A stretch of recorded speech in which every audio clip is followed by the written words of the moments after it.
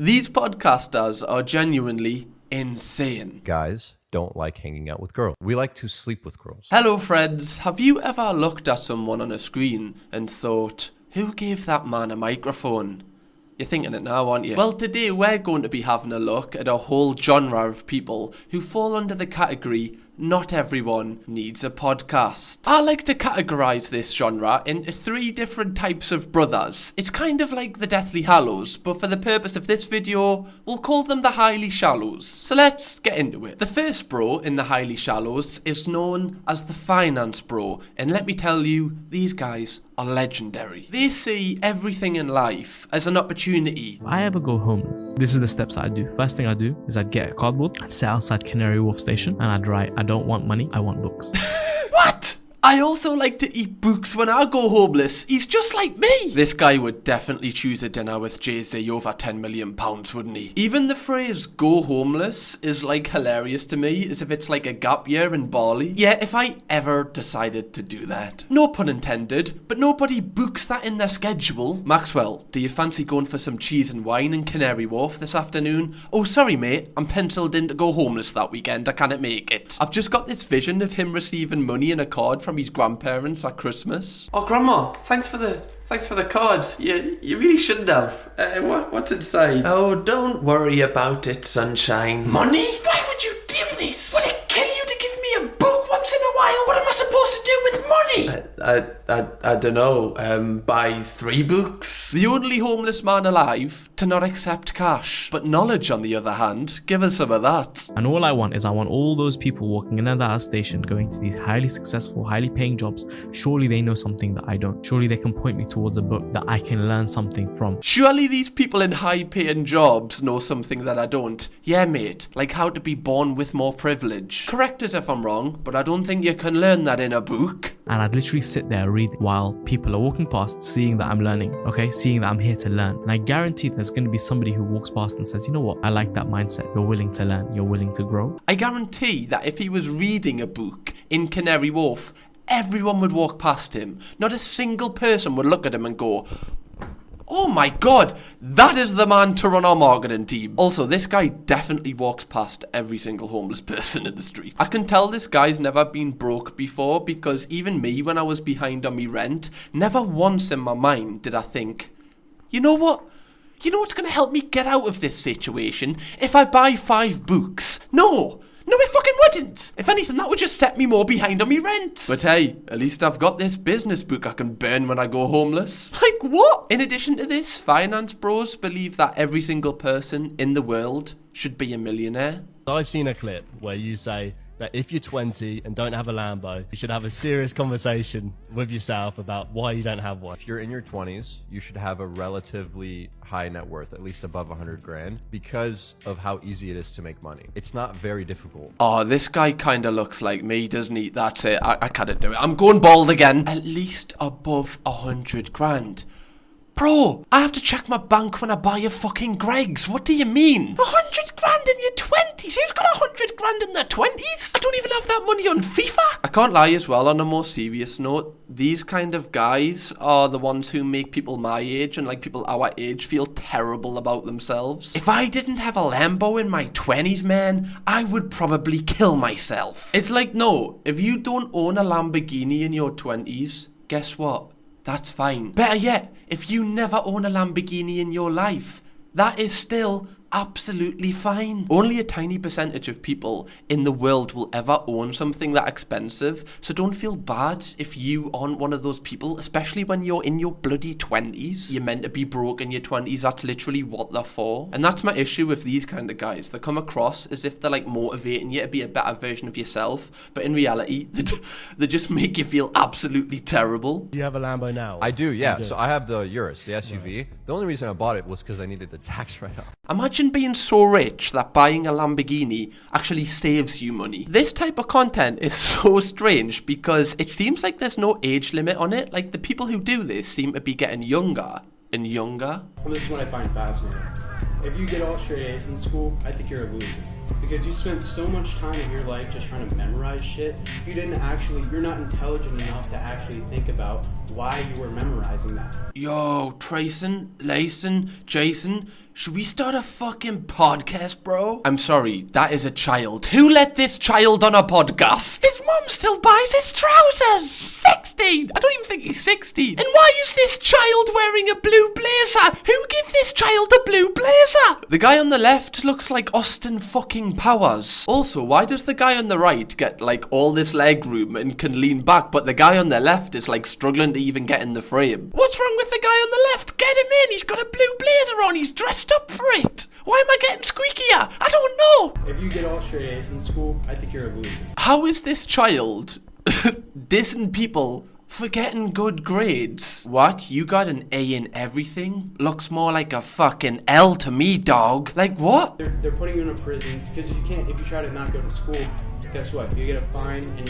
your parents get fucking bankrupt. So you're getting fed that. You're getting force fed garbage your whole life. So that way, when you turn 18, you can then go and work a 9 to 5. And the people that don't Slavery, bro. Literally. Slaves. I don't know what your definition of slavery is, but I think we have a different one. Getting good grades, then going to sixth form to get even more good grades, to get a better job so you can earn more money. Oh, you're a slave, dog. You're a fucking slave, man. There's kids at home like, well, what do I do then? Do I get bad grades? If I get bad grades, am I not a slave? And the people that don't do that, it gets a little different. It's a different world. You know what I mean? But that's why we're here today, trying to, put this out there for other people to be enlightened. I also love how they're teaching you to kind of be financially free, but they're all sharing one mic and filming this on a potato. What does it say on the TV? Create wealth through investing. You're all sharing one microphone. What do you mean wealth? And correct us if I'm wrong. That looks like a blue snowball. You can literally get them for £15 on eBay. Oh well, lads, fuck it hell. You're filming this on a potato. What do you mean financially free? What does that mean? Oh my god, they've got more clips. This is fantastic. School is prison. If they legit taught people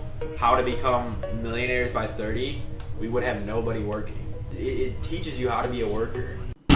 Just stop and think about this for a second. Do you really think that a school teacher knows how to be a millionaire before they're 30? If they knew that, they wouldn't be teaching you! I don't know anybody that would be like, well, I'm a millionaire at 28. I guess now it's time to spend the rest of my days with random people's children. Unless you're a paedophile. Maybe. Maybe I'll give a pass to the paedophiles. This is the one time I'll do that. I can just imagine this guy's in class like, Miss, can you teach us something good? Like how to be a fucking millionaire before I'm 30? And the school teacher's like, can I just teach you about calcium carbonate? What class would that even be? Oh, John. Oh, hello, mate. What classes have you got on today? Oh, just the usual. Geography, French, history, how to be a millionaire before I'm 30. Nice. Moving on, the second bro in the Highly Shallows is known as the Alpha Bro. Alpha Bros hate two things, and the first one is women. How many girls do you know actually have hobbies? Like some girls, like they knit or they read or something like that. What? No, that's not true. Girls have loads of hobbies, such as pillow fighting, shopping, being on their periods. Did I mention pillow fighting? Dude, shout out to girls that knit. Shout out to my queens that know how to knit, make a blanket, a scarf, gloves. Like Talk about a green flag, eh? Oh my god. Knit! Who wants a girl who can knit? I'm not gonna lie to you, it sounds a little bit boring. No offence if you can knit. I mean, that's a great, talent to have. But I've never been on a date and went, you're gorgeous, funny, but can you knit? I can imagine that's what he does on his first date. He's having the best time of his life. He absolutely loves the girl. But then he pulls out a needle and thread and goes, okay, if you really want me, make me a fucking jumper, love. Dude, that's a green flag. My mom did it, my nana did it, my aunts, like... Wait, so let me get this straight. You want to shag your mum, your aunt, and your nana. Oh, Sigmund Freud is turning in his grave right now. Women back in the day just learned how to do things that are important, such as knit, cook, bake, and run a household. These are all feminine, nurturing qualities that men love. You can tell they've spent so much time with women as they believe that women only knit, you know, because every time I spend time with a girl, they're always pulling out their needle and thread. I'm like, put it away, love, I get it, you can knit. I'd like to know what this man's talents are. What has this man learned? I'd like to know what he's bringing to the table. Here's another example of Alpha Podcast Bro's respect for women. Guys don't like hanging out with girls. We don't like to have fun and hang out with girls. We like to sleep with girls. Sorry, who are we? Speak for yourself, motherfucker. This guy has clearly never sat in bed with a girl and watched the entire box set of Orange is the New Black with a face mask on, and it really shows. That shit will change your life, my friend. Watching Piper Chapman neck on with a bunch of girls, you will love that. It'll make you want to spend the rest of your life with girls. It made me believe that I've got the heart of a lesbian, as Theo Von would say. We like to attract girls. But if we want to just have fun and we don't want to like have that like tension, that flirtatious tension, or end up sleeping with a girl, we would prefer to hang out with guys. That's just the truth. So you're gay? You're literally gay. Like what? You only enjoy the company of men? Kinda gay, bro. I think there's a river in Egypt that this guy might like. But yeah, I guess this is a really good coming out video. I'm actually really proud of the guy. You do know as well, by the way, on a serious note, you can have platonic relationships with another gender. That is completely fine without wanting to shag them. In addition to Alpha Podcast Bro's view on women, they also have very strong views on something called the Matrix. The fastest way out the Matrix is to do exactly what they don't want you to.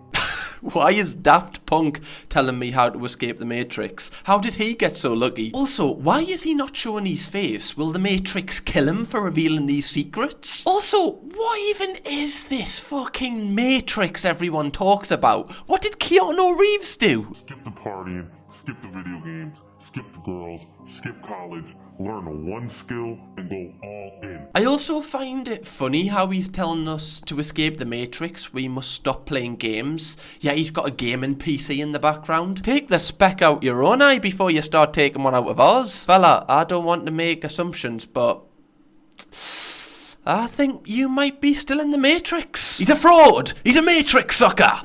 This man deep-throated the Matrix, whatever the Matrix is. We still haven't really figured that out. People who bring up escaping the Matrix in podcasts, their, words are always kind of the same. Like, they always go along the lines of something like this. What is up, Alpha Podcast Bro Nation? It is your man, Alpha Andy here. Dude, just think about it. On a primal level, if we were all lions in the wild... Wait, let me finish. As a high-value man myself, one thing about me, okay, is I'm honest. Hey, I'm just saying what everyone else is afraid to say. If her body count is less than 1, she's too inexperienced, but if it's more than 1, that female is for the streets. The final bro in the highly shallows is known as the cool NPC bro. These guys will say absolutely anything to appear to not be an NPC and actually be a bit different. That's like the dopest thing about Dubai. It's like everyone pulls out the club and just hops in Lambos. Like all the boys, they're like 22. I'm like, what's going on? Wow, you guys are so cool. Can I suck your dick? Or back in like Oxford or wherever the fucking north of England. Wherever No, not in England. That would be like the weirdest thing We went to ever. our mate's birthday the other day and the boys had Lambo and a McLaza, a little McLaren. Sorry, what did you just say? McLaza. A McLaza. You need to check the fucking hard drive. There's kiddie porn on there. Hearing that man call a McLaren a McLaza made me want to get a vasectomy. That's such a sick word, bro. McLaza. It sounds like something off the secret McDonald's menu. Yo, can you hook me up with one of those McLazas, dude? I can't wait to see Lando Norris and Oscar Piastri racing the new McLaza in Saudi Arabia this weekend. Woo! It's gonna go off. I might actually just start using like that McLaza kind of word to describe everything in life. Guys, you'll never guess what artist I listen to. McLaza Miller. I get the vibes that this guy would definitely call people where I'm from povos. He gives us like Carlton from the Fresh Prince of Bel-Air kind of vibes. Or Bellend, you could say. Also, the other guy said Oxford is in the north of England. Back in like Oxford or wherever the fucking north of England. Wherever. No matter how many McLazas you buy, still won't get you GCSE in geography. By the way, I have a podcast with my girlfriend. If you would like to go watch that, feel free to click the first link in the description. Anyway, if you would like to see me break down the worst dating show ever, click right here. It's a good one.